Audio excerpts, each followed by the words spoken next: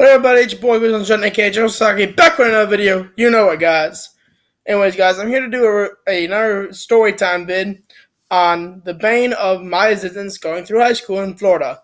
So, many of you who go to, I guess, our northern states might not know about Florida standardized testing. So, I know Brandon Samay, you might know about the ISATs, or which is the Illinois state test, or Wisconsin. I'm not sure if Wisconsin has something similar to that.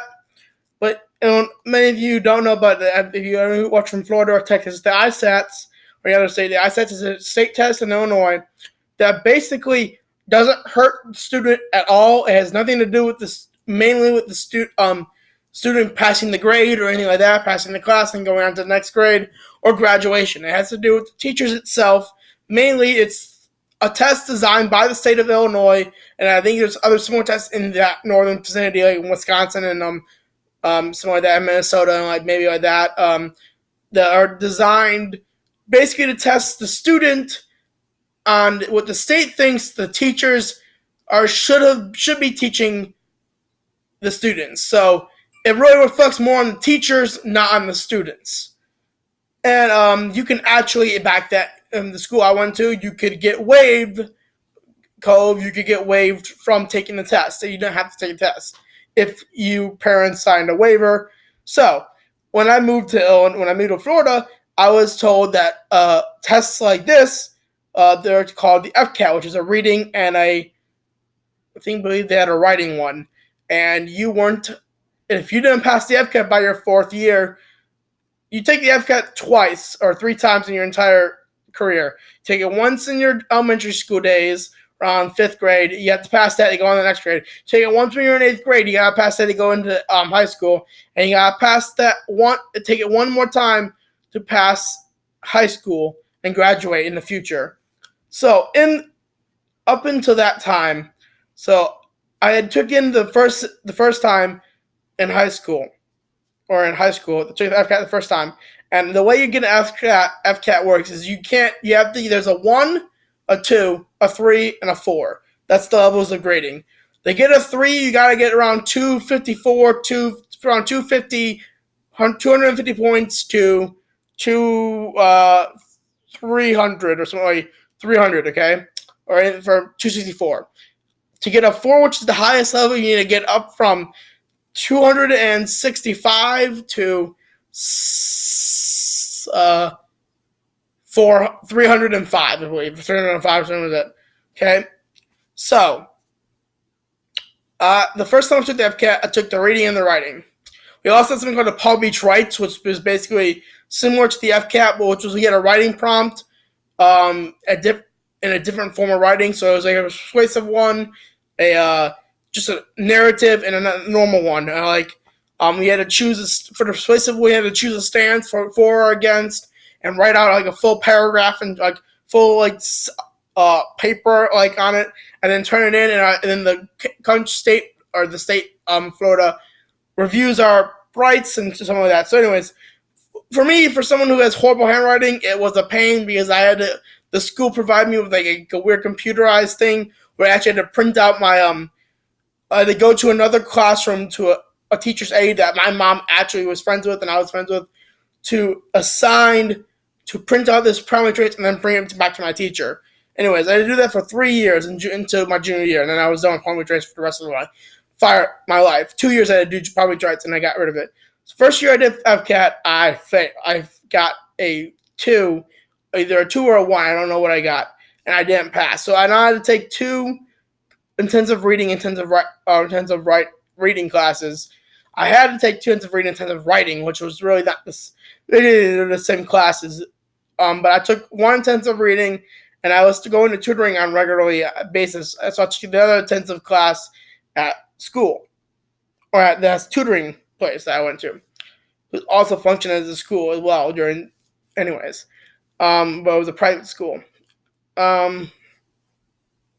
So going on there, and I was always taught, when you're taught there, you're like, take your time, do your stuff. You don't have to be the first one out. It's not particularly timed. Well, it technically is. You have like 3 hours, but you don't take your time, do what you want, Do what you can, like do take your time. Now, see, I was good with 9 times out of 10 with every paper, okay, everything. Now, to pass this class, you don't really need an FCAT to pass. You don't need to pass the FCAT. You need a reading requirement thing. So it means your reading is up to the par of a college student going into their freshman year. That's why you take this test. So you could take the SAT, which also you could do, and the ACT. It also helps you get into those too. The ACT. So going into my junior year, I was always the first person and the second person out, like the first person out on both days. I really didn't like this test. The thing is, I would constantly score a 2, which I could never pass. I needed a 3 or a 4. Okay? One year, I was so close. I had a 248. I needed 2 more points. I think that was my junior year. So, senior year was around, and I'm like, I am not going to be, because at the end of the year, I was in an IEP. So in the IEP, if you had an IEP at my school, you really didn't really need the FCAT or the ACT or the SAT to pass. You got a waiver, which is the same thing for your EOCs. Like if you didn't pass your EOCs, fine, whatever. We waiver that thing, but you have to have that waiver. You actually had to try in the EOCs. For the actual FCAT and ACT and SAT, you didn't really have to try. You could just got waived. Well, you had to try. I can't get a 0 out of like 200s for saying your name and not try. You had to try at least. But like you got the IEP, and if you get the IEP, you waived. The thing is that at the end of the year, towards the end of the year for seniors, you were called into the auditorium and taken out of my English class, which by the way was one of my favorite classes in my senior year. Second favorite teacher of all time was my English teacher, Miss Moeller. So Miss Moeller, if you ever watch my videos, shout out to you. Awesome teacher. I had her for junior and senior year for English. So definitely awesome. English 3 and English 4 is when I had her. So great teacher. Go back where was I at? Oh yeah.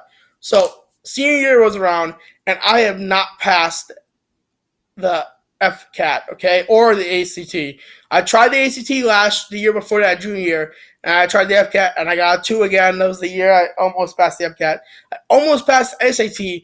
I needed a 420 on the reading, and I got a 410. I needed 10 more points, and I would have passed the reading. So, but overall on the actual SAT, I passed pretty well. I did pretty well. I got a 1,700, I believe. Yeah, 1,700 or something like that on the SAT, on the original SAT. Back to what I was saying. Where was I at though?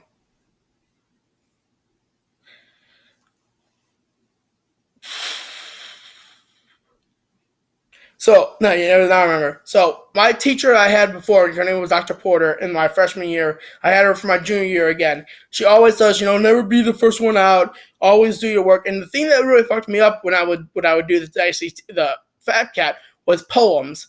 I'm horrible at poems. I really am. Poems can mean so many things, and it's just so hard to understand a poem. It really is. Because there could be so many things, and it means so many shits.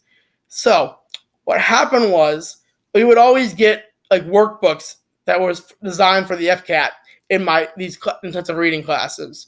So senior year, I honestly, guys, junior year, I basically did not fucking care, and I just like cheated technically on that class. I legit cheated through both technically at certain things on the workbook. I basically just like looked at the answers on the book had answer keys too, and wrote down the answers for most of them. But I did read, like a legit read, but I just didn't care anymore. Like at one point, I'm like, I don't give a shit. I really don't. Okay. And then I was told about the assembly, and I really didn't want to be there because I liked my English class. So day of the first FCAT comes around, okay, and I am sitting there, and I'm immediately noticing something's off about my test. Not that it's like something's weird about it, like there's surprisingly a lot more history articles. And for me personally, I'm a history buff. I am such a good like history, biology, and algebra were the only algebra 1 were the only 2 or 3 EOCs that I actually passed without using a waiver. Actually, those were the only EOCs that actually needed to pass without using a waiver. So, so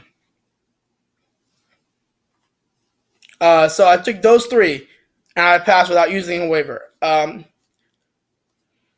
So back to what was I saying? Oh yeah, so I'm noticing it's all history, or mostly history articles, and I'm like, duff, awesome.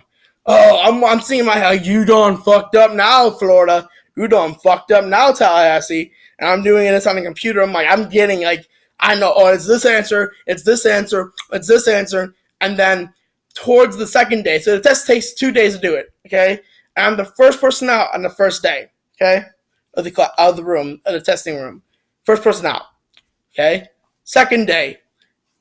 There's a few more history ones, and there's maybe a few narratives, and then the last 4, you could say, prompts are poems, and they're the same fucking poems that were there last year.